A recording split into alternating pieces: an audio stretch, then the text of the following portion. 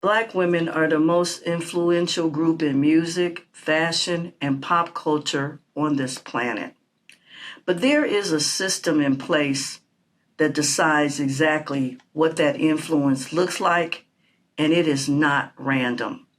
Every time someone dares to question it, they get called insecure, out of touch, anti-woman. Here's the truth. The cost of this system is not being paid by the executives profiting from it. It is being paid by little Black girls who are growing up believing that vulgarity is the only version of themselves worth showing the world. Today, we are having that conversation. What if the music you love, the celebrities you follow, and the culture you grew up were all working together to push you toward one specific image? Would you even know it was happening? Most women don't until someone holds up a mirror or gets her ear. If you have ever felt pressured to be more sexual, more loud, more reckless just to feel seen, this video is for you. Because the people designing this culture are getting rich. And it is time we ask what it is costing us. For 30 years, the music industry has been packaging a very specific image and selling it to Black women as freedom. Music videos, streaming, sold-out stadium performances. The message has never changed. The more you show, the more powerful you are. That message was not created by Black women. It was created by label executives, mostly men, who discovered that Black women's bodies sell extraordinarily well. Artists have spoken openly about being pressured to dress more provocatively, perform more sexually, lean into an image they never chose. And when people say these women have creative control, that is true to a point. Creative control looks very different from a new artist with no leverage than it does for a decade-long superstar. The system rewards one image, and it quietly punishes Black women who don't comply. Less airtime, less airplay, fewer features, smaller deals. That's not freedom. That is a corridor with the illusion of a choice. The vulgarity being sold as empowerment was a business decision. Black women deserve to know who made it and why. Once the industry set the image, celebrity culture made it aspirational. What lived in music videos moved to red carpets, magazine covers, and every Black woman's phone screen every single day. When a celebrity wears something explicit and receives millions of likes and brand deals as a reward, the message is clear. This is what gets rewarded. There's a new epidemic in the US that no one is talking about. That is the epidemic of modesty. Women who make modesty content are some of the biggest pick-me's. You're actively saying, look at how covered I am. Don't I deserve the respect and she doesn't? I'm so serious when I say I do not care about modesty. Gen Z modesty, no.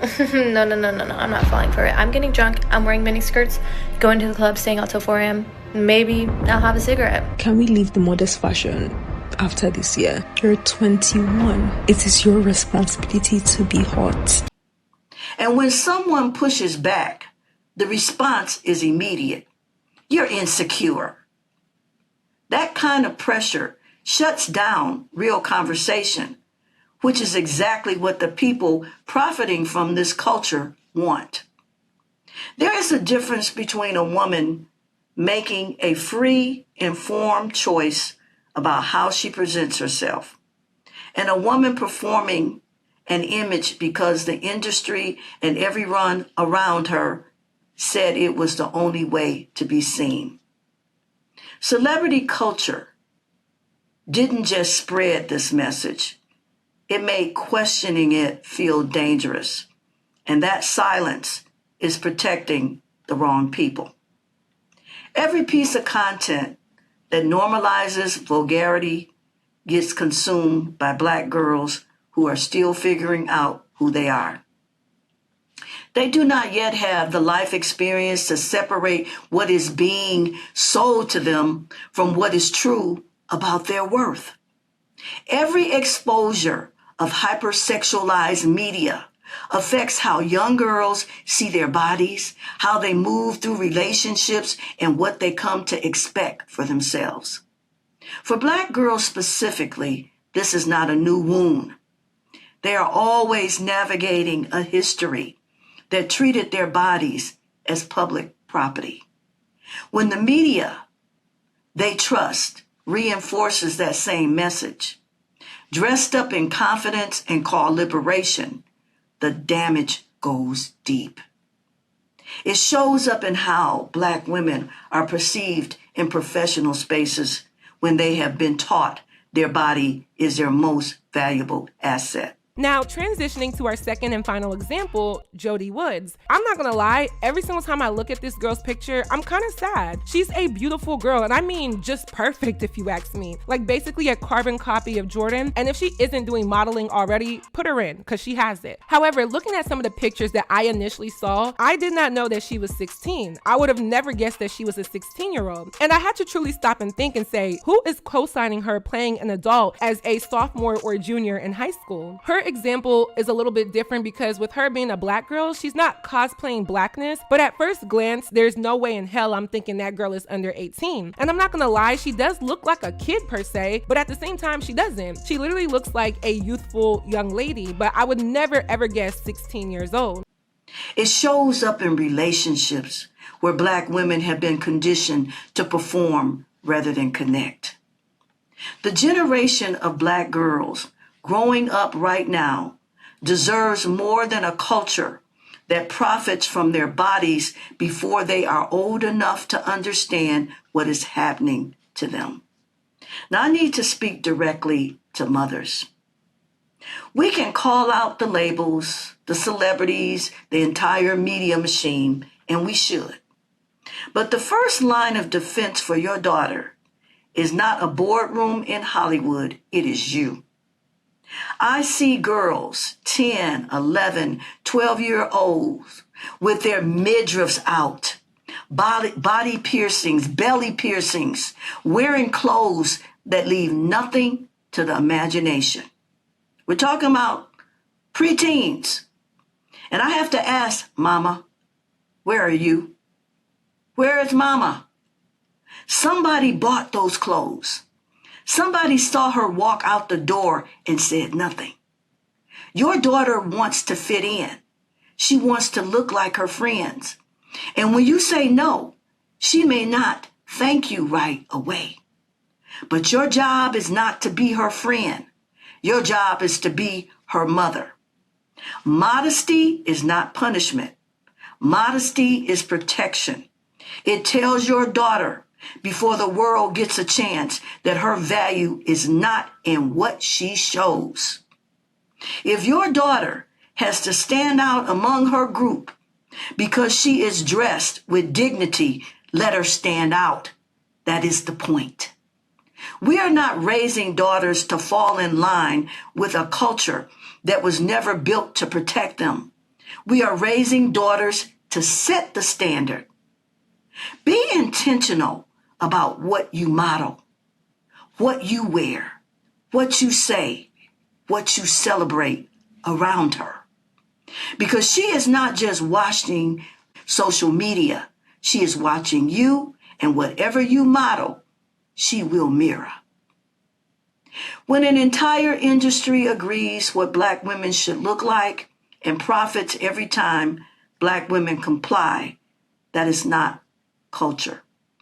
That is a business model built on your body. You were worth more than that before the industry ever found you.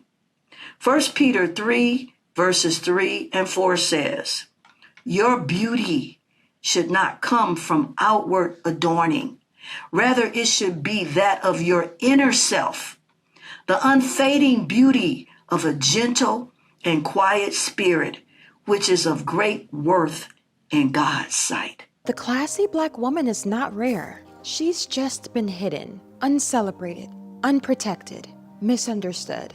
But she's everywhere now, in law offices, in studios, in content, in luxury boutiques, in quiet apartments full of candles and peace, in her bonnet and silk robe, journaling in the morning. We are not waiting on anyone to validate us. We are the standard. This isn't just about looking good. This is about feeling free. And once we understand that, there's no going back. What we'll understand is this didn't start with us. Elegance lives in our lineage. It's in the way our grandmothers set the table on Sundays. It's in the way our aunties pressed our collars and told us to walk tall. It's in the way that Black women took what little we had and made it look like abundance. Class isn't something we bought. It's something we carried. Even when the world stripped us of our dignity, we found ways to preserve beauty. A scarf tied just right, a perfect heel, a perfume that lingered longer than the pain. So when we embrace class now, it's not new, it's remembered.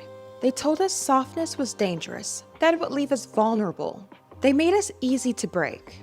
But the truth is, softness is strategy. It's a choice. It's what happens when a woman finally feels safe in herself.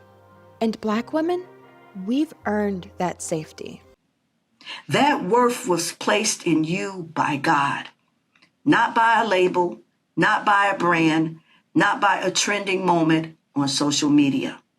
And no culture, no matter how loud it gets, has the authority to take that from you. Let's regroup. Is everyone seeing the pattern here? Every few years, fashion finds a new area to highlight, and every time it happens, people swear this one is the line that should have never been crossed. But give it a little more time, and the shock fades, and now you see it at places like Disney World. Okay guys, new Disney hack. If you're wearing a shirt that shows a little under boob, they'll write you a ticket when you first enter Magic Kingdom. I'm not sure about the other parks, but they'll write you a ticket so you can get a free shirt at the nearest gift shop. I just got a $75 t-shirt just because I was wearing a shirt that was exposing my under boob a little bit. So yeah, if you want free Disney shirts, that's the hack. But just when people finally get used to it, fashion moves on to the next stop, which is almost always going to push the line a little further. And wow, has the line been lowered, literally, because now the focal point has moved to an area a lot of people would have never expected to see the light of day. Are butt cracks making a comeback? It sure looks like it. Just ask Zoe Kravitz. Kravitz left no crumbs and her underwear at home in the show-stopping Saint Laurent gown. He knew low-rise jeans were definitely back. Diesel's fall 2025 show in Milan proves that butt cracks are also trending. Now technically, showing a bit of crack isn't brand new as we've seen in the early 2000s, but today, something about it looks different. Back then, if you seen a flash of thong or lower back, it was just a side effect of the ultra low-rise jeans everybody in their mama was squeezing into. Today though, the clothing is literally designed to highlight that exact spot. I mean like keyhole cut out on that exact spot. And now that area is being highlighted into an aesthetic trend. These fashion trends are getting out of hand. You see, when you guys are wearing shorts where your booty cheeks were out, I took it. When you were wearing jeans and your panty line was out, I took. But you see, this one I will not take is where your butt crack is hanging out. What? Your butt crack is not an aesthetic, nor is it an accessory. I gotta know, what the hell is up with them butt crack dresses? Why is that the trend of this summer? A butt crack dress? A dress showing your butt crack? What? Ultra low back dresses are at an all-time low intentionally. With celebrities making these dresses the new hot topic, it's only a matter of time that the internet got their hands on them. This is the dress. Followed by, wait, are butt cracks in now? I'm gonna be wearing a low-key butt crack dress tonight. This is what I mean by a low-key butt crack dress. It's so low-waisted. And the intention of these dresses is very clear. The crack is supposed to be the star of the show, and within all of this, society is doing its due diligence by freaking out about it. Why are butt crack dresses a new trend? We don't want to see your booty crack. Put your booty crack up on my mama. I hate. Why do y'all feel like it's cute to wear an outfit with your booty crack showing? Somebody want to see your booty crack? And just when we thought the conversation would stay down there, fashion suddenly got interested in a teeny detail a little further up. And no, we're not talking about the underboob, although we're close. No, the outfit that really got the people talking is a dress that quite literally depended on 2 little clamps to hold it all together. Speaking of Chapel Rowan, she is on the red carpet in a very modest dress. It is inspired by a 1998 Mugler dress. While trying to be a baddie posing for photos, she is interrupted by Jamie Foxx to say how much his 16-year-old daughter loves her. The concept of talking to a minor with your jugs out. There's obviously no guessing where the focus is supposed to be, and I can confidently say that fashion today isn't really about fashion, but it's built to bring attention to your body parts. What did Chapel Roan wear to the Grammys? Like, I hate when people wear bull and then claim it's art and it's a statement piece. What does the statement mean? Because I looked at the comments, everybody was like, y'all just don't get it. Y'all don't understand her. Y'all don't understand the art, the fashion. The fashion? Your titties is just out and about. Everybody know what your boom booms look like. And let's be real, okay? At this point, it feels exploitative. But you can't say that because this is supposed to be art and high fashion. If this video stirred something in you, like it, share it, and leave a comment. I would like to know your thoughts. I'm Deborah, and this is Family Still Matters. And may God continue to richly bless you. God bless.